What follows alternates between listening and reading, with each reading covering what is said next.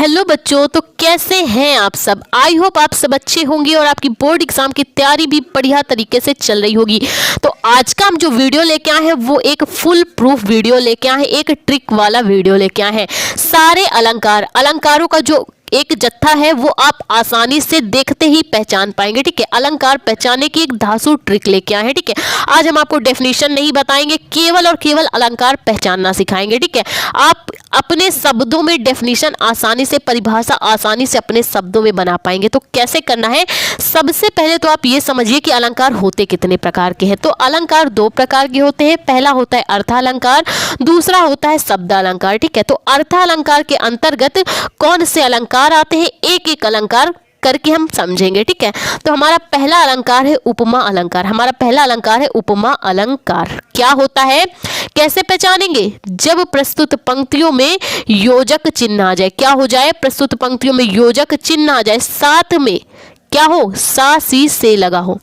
पहले तो योजक चिन्ह आ जाए, साथ में क्या लगा हो, सा सी से भी लगा हो, तो हम कह देंगे उपमा अलंकार। हमें क्या करना, उदाहरण देखते ही अलंकार पहचानना है। ठीक है, परिभाषा आप नाम से ही समझ सकते हैं। उपमा दी जाए, समान गुणधर्म के आधार पर उपमेय की समानता या तुलना उपमान से की जाए तो वहां पे उपमा अलंकार होता है। अगर आप उपमा अलंकार पहचानेंगे तो कैसे पहचानेंगे, प्रस्तुत पंक्तियों में जो पंक्तियां हमें दी होंगी उनमें या तो योजक चिन्ह यानी डैश लगा होगा और उसके साथ ही उसमें सा सी से लगा हो, तो आंख मूंद के आपको उपमा अलंकार लिख देना है।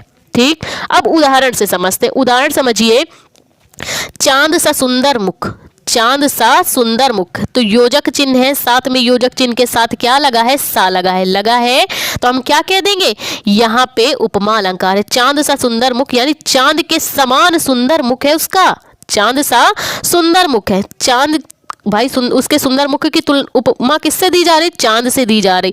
चांद सा सुंदर मुखड़ा है उसका। ठीक है, तो यहाँ पे उपमा दी जा रही है ना, चांद से तुलना की जा रही, तो यहाँ पे उपमा अलंकार। अगला पढ़िए, हरिपद कोमल कमल से, हरिपद कोमल कमल से। हमारे जो हरि है, हमारे जो विष्णु भगवान है, हरि विष्णु भगवान को कहा जाता है। तो हरि के जो चरण है वो किसके समान है, कोमल है, कमल के समान। हमारे जो हरि के चरण है, हमारे विष्णु भगवान के जो चरण है वो कमल के समान कोमल है, कमल के समान है। ठीक, यहाँ पे समानता की बात की जा रही, समानता या तुलना दर्शाई जा रही, वहां पे उपमा अलंकार होता है। ठीक, रूपक भी कुछ इसी प्रकार से होता है, लेकिन रूपक में भिन्नता क्या है वो भी हम समझेंगे। तो ये है हमारा रूपक अलंकार। तो देख लीजिए इसमें क्या होता है, जब प्रस्तुत पंक्ति में, जब कोई पंक्ति हमें दी जाए और दो पंक्तियों के बीच योजक चिन्ह हो, साथ में सा सी से ना आए, सा सी से नहीं आता है रूपक में। इसमें क्या है, इसमें उपमा या तुलना दर्शाई जाती है, और रूपक में क्या होता है, भेद रहित आरोप छुपा होता है। भेद रहित आरोप यानी अभेद ही स्थापित हो जाए, मतलब वो चीज क्या हो, वही लगने ही लगे।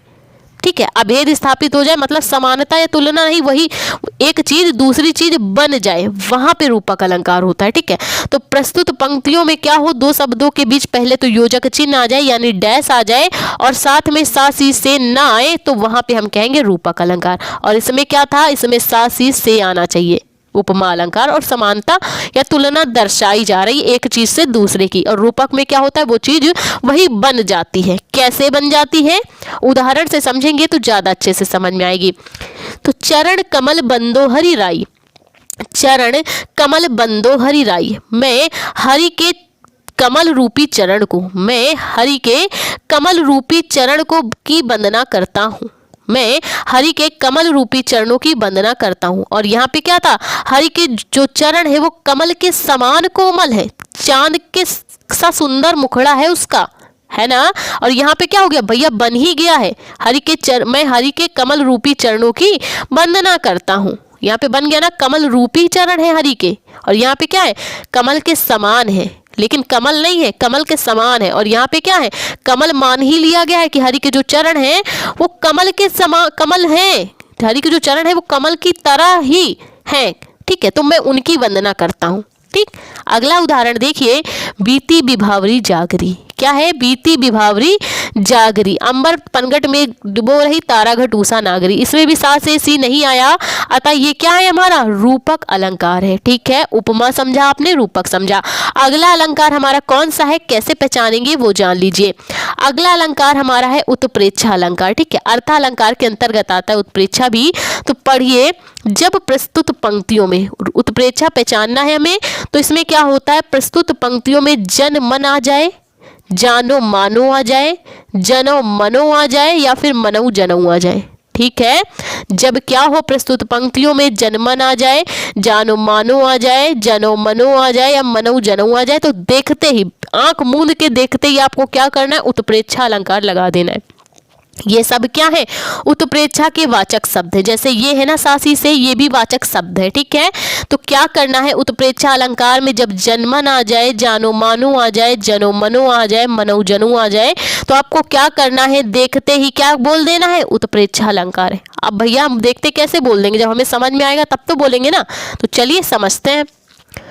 तो उदाहरण पढ़िए, उसका मुख मानो चंद्रमा है। उसका मुख मान लो चंद्रमा है, यानी कि तुलना की जा रही। इसमें क्या कहा जा रहा था, इसमें कहा जा रहा था चांद के समान उसका मुख सुंदर है।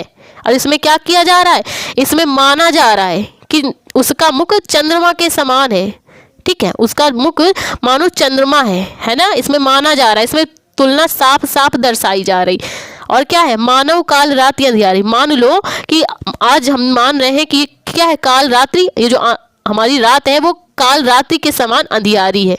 ठीक है, अगला है, सोहत ओढ़े पीठ पट श्याम सलोने गात, मनो नील मन शैल पर आतप पर्यो प्रभात। ठीक है, तो यहाँ पे बात की जा रही, हमारे जो श्याम सुंदर हैं वो क्या कर रहे हैं, उन्होंने क्या किया है, पीला कलर का पीताम्बर ओढ़ रखा है। हमारे जो श्याम सुंदर हैं उन्होंने पीला पीताम्बर ओढ़ रखा है, और वो उनके ऊपर इतना सुंदर लग रहा है, मानो किसके समान सुंदर लग रहा है, नीलमणि पर्वत पर। जब मान लिया हमने कि नीलमणि पर्वत पर जब सूर्य का प्रकाश पड़ता है तो वो बहुत ही सुंदर प्रतीत हो रहा है, उसी प्रकार हमारे श्याम सुंदर के ऊपर ये जो पीला पीताम्बर है नीलमणि पर्वत के समान ही सुंदर प्रतीत हो रहा है।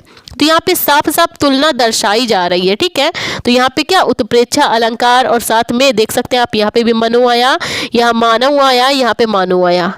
देखते ही क्या करना है, उत्प्रेक्षा लगा देना है। ठीक है, अब चलिए अगला अलंकार हमारा कौन सा है और कैसे पहचानेंगे वो देखते हैं। हमारा अगला अलंकार है अतिशयोक्ति अलंकार। अब ये अतिशयोक्ति अलंकार क्या होता है, जहां पर किसी वस्तु, जहां पर क्या हो, किसी वस्तु या व्यक्ति का बढ़ा चढ़ाकर वर्णन किया जाए, जरूरत से ज्यादा बढ़ा चढ़ाकर वर्णन किया जाए, वहां पे हम क्या कहेंगे, यहाँ पे अतिशयोक्ति अलंकार है। जहां पर किसी वस्तु या व्यक्ति की बढ़ा चढ़ाकर बात की जाए वहां अतिशयोक्ति अलंकार होता है। जैसे कि चांदी सा रंग है तेरा सोने जैसे बाल। अब भैया किसी का रंग चांदी के समान कैसे हो सकता है और उसके बाल सोने के समान कैसे हो सकते हैं, मतलब एक ऊट पटांग सी बात है, वहाँ जमीन में बात आसमान की है ना। तो वही कहा जा रहा है यहाँ पे, क्या है, अतिशयोक्ति अलंकार है। चांदी सा रंग है तेरा सोने जैसे बाल, तो यहाँ पे क्या है, किसी भी बात को बढ़ा चढ़ाकर कहना, जरूरत से ज्यादा बात को बढ़ा चढ़ा कर कहना, तो वहां पे अतिशयोक्ति अलंकार होता है। ठीक है, अगला पढ़िए, अगला हमारा अलंकार है भ्रांतिमान अलंकार। भ्रांतिमान अलंकार क्या होता है, जहां पर भ्रम की स्थिति पैदा हो जाए वहां पर हम क्या कह देंगे, यहाँ पर भ्रांतिमान अलंकार है। जहां पर भ्रम की स्थिति पैदा हो वहां पे हम क्या कहेंगे, यहाँ पे भ्रांतिमान अलंकार है। पहचानेंगे कैसे, उदाहरण पढ़िए, बिल विचार कर नाग सुंड में घुसने लगा विषैला सांप। बिल विचार कर नाग सुंड में घुसने लगा विषैला सांप, काली ईख समझ विषधर को उठा लिया तब गजने आप। यहाँ पे हमारा जो हाथी है, ठीक, बिल विचार कर नाग सुंड में, ठीक, ये जो हाथी की सूंड है, सुंड, ठीक, नाग को ऐसा लग रहा है, सांप को ऐसा भ्रम हो रहा है हाथी की सूंड में कि मान लो सांप का बिल है, तो वो क्या कर रहा है, हाथी की सूंड में घुसने का प्रयास कर रहा है, अपना क्या समझ के, बिल समझ के घुसने लगा विषैला सांप। हाथी की सूंड में जो सांप है वो अपना बिल समझकर घुसने का प्रयास कर रहा है, और हाथी क्या कर रहा है, हाथी को लग रहा है सांप कि वो काला गन्ना है। ठीक है, वो काला गन्ना समझकर हाथी सांप को क्या करता है, उठा लेता है। ठीक, तो दोनों को भ्रम हुआ, सांप को हाथी की सूंड में अपने बिल का, और हाथी को सांप में काले गन्ने का भ्रम। ठीक है, तो जहां पे भ्रम की स्थिति उत्पन्न हो वहां हम क्या कहेंगे, यहाँ पे भ्रांतिमान अलंकार है। समझ गए?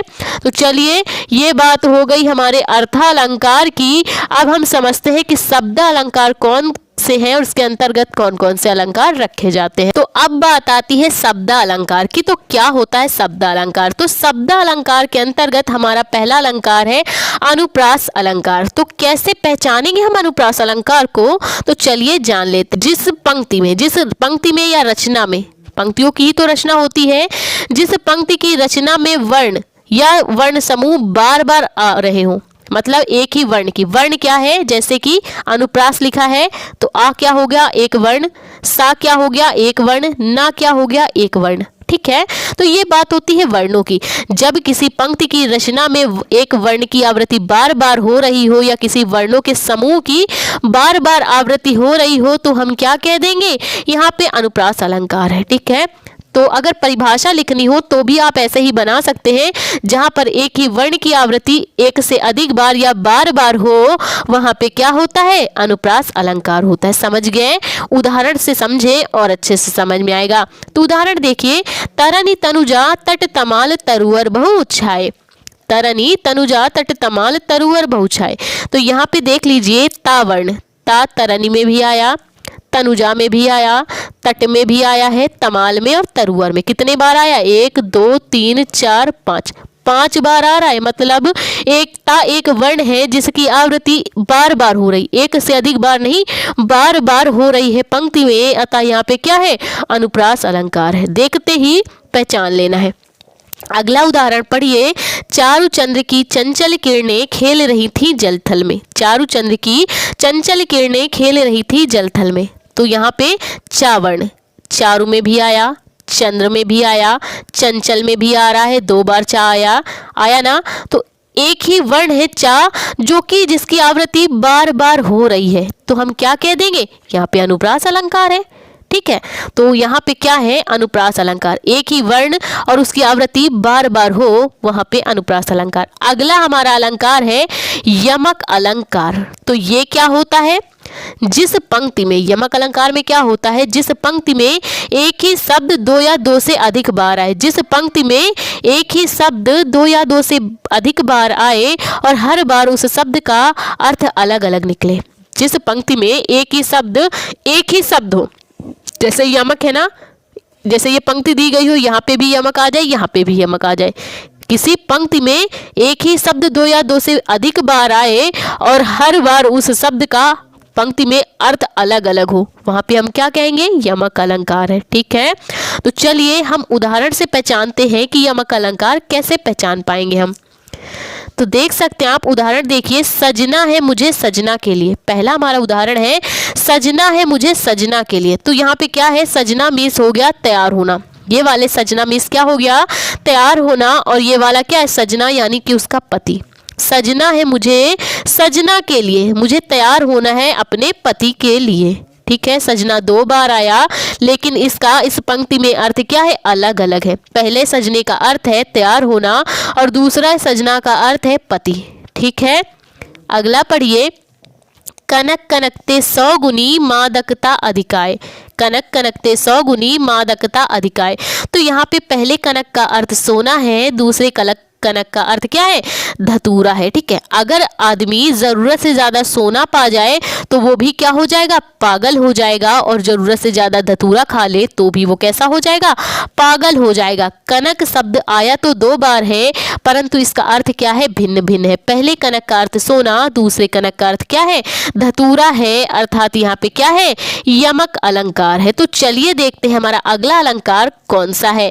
तो अगला अलंकार पढ़िए, अगला अलंकार हमारा है श्लेष अलंकार। कौन सा है, श्लेष अलंकार। अब ये क्या होता है, तो जिस पंक्ति में एक ही शब्द के अलग अलग अर्थ निकले, जिस पंक्ति में एक ही शब्द के अलग अलग अर्थ निकले, शब्द एक ही हो और उसके हर चीज के लिए अर्थ क्या हो, भिन्न भिन्न हो, 2 से 3 चीजों के लिए अर्थ क्या हो, भिन्न भिन्न हो, वहां पे हम क्या कह देंगे, श्लेष अलंकार है।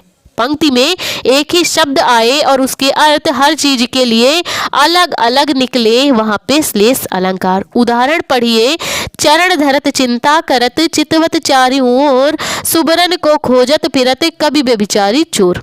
चरण धरत चिंता करत चितवत चारियों ओर, सुबरन को खोजत फिरत कवि व्यभिचारी चोर। तो यहाँ पे जो कवि है उसके लिए सुबरन का अर्थ क्या है? ये जो कवि है जब किसी शादी पार्टी में या किसी समारोह में जाता है तो उसके लिए सुबरन एक सुंदर अक्षर है। तो वो क्या करेगा भाई, कवि आदमी है, वो क्या करेगा? रचना करेगा इसी तरह पंक्तियों की। तो वो क्या करेगा? सुंदर सुंदर अक्षरों को ढूंढेगा चारों तरफ कि उसको कोई सुंदर अक्षर मिल जाए ताकि वो क्या करे, अपनी पंक्तियों की रचना कर ले। तो कवि के लिए सुबरन का अर्थ हो गया सुंदर वर्ण। ठीक है, अब बात आती है व्यभिचारी की। अब व्यभिचारी पुरुष क्या करता है, जब किसी शादी समारोह में या फंक्शन में जाता है तो वो चारों तरफ क्या करता है, सुंदर स्त्रियों को ढूंढता है। सुंदर स्त्रियों को ढूंढता है कि ताकि वो उससे पट जाए। तो व्यभिचारी के लिए सुबरन का अर्थ क्या हो गया? सुंदर स्त्री। और चोर क्या करता है? चोर किसी शादी समारोह या पार्टी में जाता है तो वो चारों तरफ क्या ढूंढता है? स्वर्ण ढूंढता है कि किसका स्वर्ण उसके नजर में आ जाए और वो क्या करे, चुरा ले और धनवान हो जाए। तो सुबरन एक अर्थ है, कवि के लिए सुंदर वर्ण हो गया, व्यभिचारी के लिए सुंदर स्त्री हो गई और चोर के लिए क्या हो गया? स्वर्ण हो गया। तो ये थे हमारे सारे अलंकार। आई होप आपको सारे अलंकार और उसको पहचानने की ट्रिक अच्छी तरह से समझ में आई हो तो प्लीज वीडियो को लाइक, हमारे चैनल को सब्सक्राइब कर लेना, जिससे हम इसी तरह के इंपॉर्टेंट वीडियोस आपके लिए लाते रहे। Thank you for watching this video.